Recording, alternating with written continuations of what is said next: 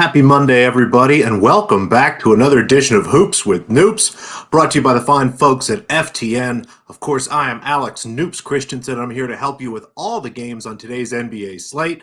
Again, of course, be sure you check out FTN, whether it be FTN Bets, FTN Data, FTN Fantasy. It's all going to be under one roof soon, but it's one subscription for everything. A lot of great content, tools, data, and of course, you get access to the FTN Bets Discord, which I mention all the time. All my picks, even my player props that I don't talk about in this piece, are available there. Of course, Hoops with Noops is every Monday, Tuesday, Thursday, and Friday in written form. Today, Monday, and Friday in video form. We've got 4 NBA games to get to. It was a really great weekend of NBA basketball. We had a pseudo fight. If you haven't seen it yet, it's some pretty lame footage of Jimmy Butler pushing Najee Marshall putting him back. And as most NBA fights go, a lot of people grabbing each other and pushing around. We did get some suspensions, not really too much else going on, just game to game stuff. The standings are finally starting to firm up here a little bit. The Thunder had a great win over the Clippers. It is huge for their chances to get the number 1 seed. But I just love it. I love NBA Sundays. We had 11 games yesterday, started around 12:30 Eastern all the way through the night. I'm just excited to do that every week. I wish we could do that more than one day. And I'm not saying that I miss COVID lockdown, but I sure do miss NBA bubble scheduling. That was great for however many weeks that was to have NBA in the afternoon. But I'm spoiled. Such is life. Let's try to be positive. Enjoy the games that we had on Sunday. Enjoy what we'll have next weekend. And let's get into the 4 games we have tonight. Again, not a lot to cover, but a couple bets I have. And the rest of the games I'll go through and not for Noops. Of course, again, if you want these bets as soon as possible, sign up for FTN, get into that Discord there. You get all these bets as soon as possible, so you get the best of the number. And again, player props and stuff, things that I release a little bit closer. Let's get started. First off here, we've got the Toronto Raptors go to visit the Indiana Pacers. The Pacers 6.5-point favorites, the total of 245.5. And Indiana, a very highly rated team in the market. And it's something I talk about a lot. If you go through and look at the closing spreads for every single game throughout the season, you can organize them and try to see where the books really rank all these teams. You can create a power rating. It takes a little bit, and there's some formulas and stuff you have to use, but you can figure out pretty comfortably how the books feel about each of these teams. And the Pacers are much more highly rated, excuse me, by sports books than they are by me. I mean, books here are making them double-digit favorites over bad teams. We're looking at -6.5 here against a team in Indiana that's a little below average in the league. But I mean, this is the kind of spread that you would have for a team like, not quite Minnesota, something like that, but some of the better teams in the NBA here, Cleveland or somebody would have a spread like this. I don't see Indiana as being on par with them.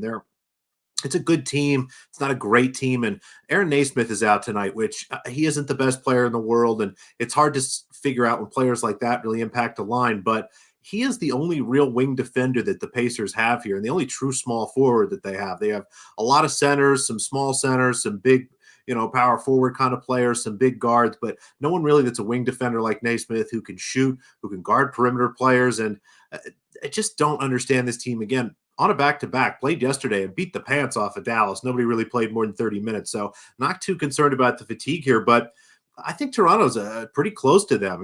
I had this a lot closer to 3 points instead of the 6.5 that we're getting here. The Raptors with Scotty Barnes, with Gary Trent, with Emmanuel Quickley, with RJ Barrett have a nice, 4-man core to build around and some interesting pieces. Now, again, kind of similar to Indiana. It's not a great team overall, but it's not really as bad of a team as I think that we're looking at here. Barnes has been good. This team, the Raptors, can score a lot of points, and I think keep this game pretty close. So give me the underdog here, Toronto. I know they're on the road, generally better at home, but this looks like a really nice value price for us here. Again, I make this 3. We get a chance to take 6.5.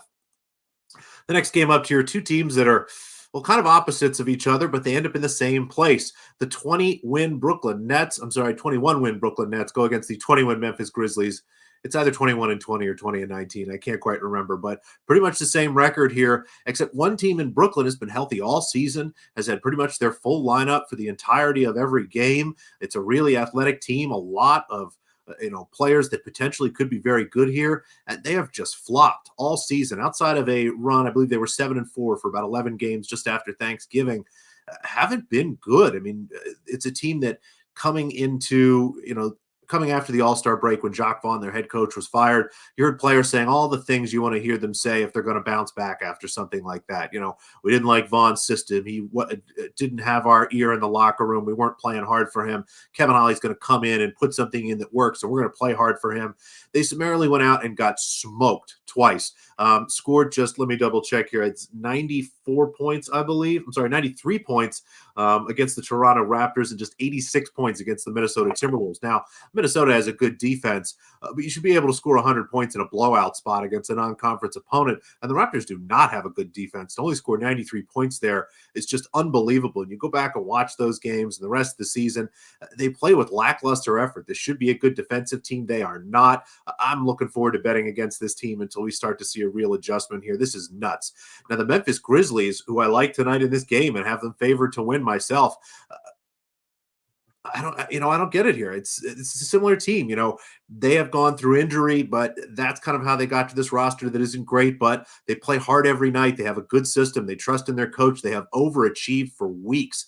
Jaren Jackson Jr. is back healthy, and although it's hard to say that guys like Santi Aldama and Luke Kennard make a big difference, they do in Memphis. When your roster is this thin and you're reaching into the G League team to pull guys up to play, getting somebody like Kennard back, getting somebody like Santi Aldama back makes a big difference. So I think Memphis is underrated simply because their roster is a little bit better this week than it has been the past few weeks. They're at home where they've been good, and they give a crap. At this time of year, that's really the best thing you can have in terms of betting the team that cares the most on your side. So unless Brooklyn, again, some year has some sort of delayed coaching bounce or a really great three-point shooting night. It's the sound of me knocking on wood. Hopefully I haven't jinxed myself, but you really shouldn't bet anything until you considered how it might lose.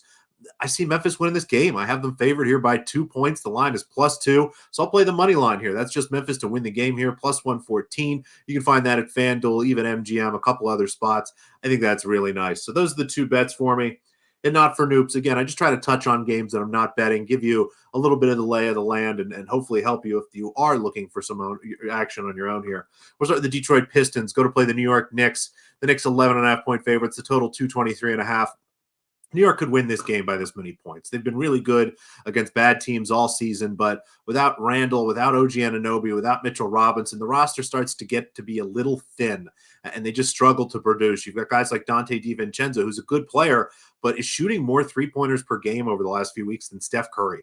That's just a mess, and I think it just speaks to what the Knicks are being asked to do and how kind of under-equipped they are. Now, the Pistons are a bad team. They don't care about anything, but they've got young players that are pushing hard. They've covered a couple numbers here recently. I think they're going to be a little more competitive than maybe people expect, but I'm not betting them plus 11.5, and I'm certainly not laying this many points with this Knicks team. Again, I think New York can win this game comfortably. Thought about maybe a Pistons team total under, but all the prices look just about right. The Miami Heat go to visit Sacramento. The Kings are 7-point favorites, the total of 224.5. Just a really tough spot here for Miami. They're in the middle of a road trip. They play again tomorrow in Portland, and Jimmy Butler is suspended. Terry Rozier is questionable, and Tyler Hero is questionable. If all those guys are out, and again, we know Butler is out, there is not a great ball handler and lead guard here for the Miami Heat.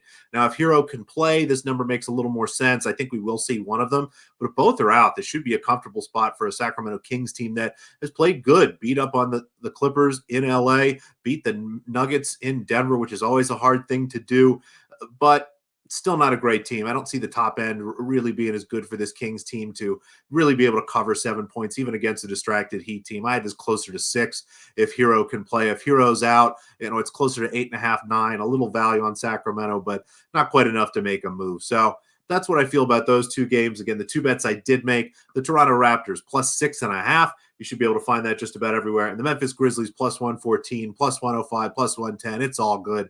Those numbers are everywhere. Thank you so much for watching. Really appreciate it. Be sure that you like this video and subscribe to this channel. Lots of great free content on there. As I mentioned, sign up for FTN. You just get all the benefits of some great stuff. It is worth every single penny, I promise. There's a discount code there at the bottom. And best of luck. I'll see you on Friday with another video edition of Hoops with Noops. Of course, you can read me on Tuesday and Thursday as well. So best of luck until we talk again. See you then.